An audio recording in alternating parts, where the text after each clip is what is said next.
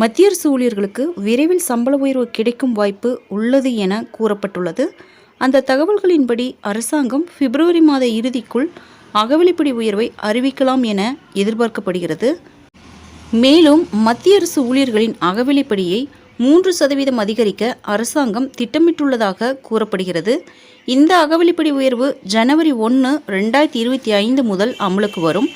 இருப்பினும் முந்தைய ஆண்டுகளின் பதிவுகளை பார்க்கும்போது பிப்ரவரி பிற்பகுதியிலும் மற்றும் மார்ச் தொடக்கத்திலும் மட்டுமே ஜனவரி முதல் அகவிலைப்படியை அதிகரிக்க அரசாங்கம் முடிவு செய்தது. அரசாங்கம் வருடத்திற்கு 2 முறை ஜனவரி 1 மற்றும் ஜூலை 1 ஆகிய தேதிகளில் அகவிலைப்படியை அதிகரிக்கிறது.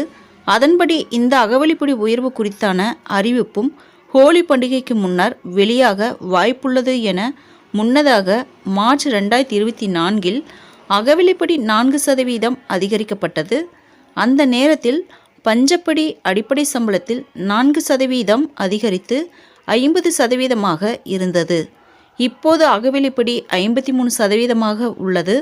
இதனுடன் ஓய்வூதியதாரர்களுக்கான அகவிலைப்படி நிவாரணமும் 53%.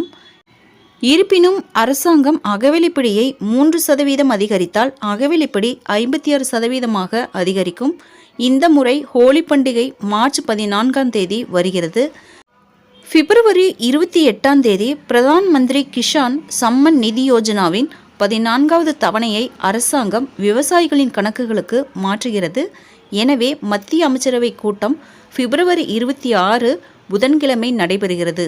இந்த கூட்டத்திற்கு பிறகு மத்திய ஊழியர்களுக்கான பஞ்சப்படி அதிகரிப்பை அரசாங்கம் அறிவிக்கலாம் என எதிர்பார்க்கப்படுகிறது.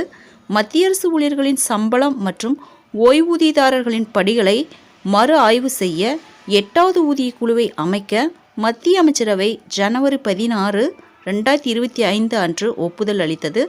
இந்த குழுவின் பரிந்துரைகள் சம்பள கட்டமைப்பில் குறிப்பிடத்தக்க மாற்றங்களை ஏற்படுத்தும் என்று எதிர்பார்க்கப்படுகிறது.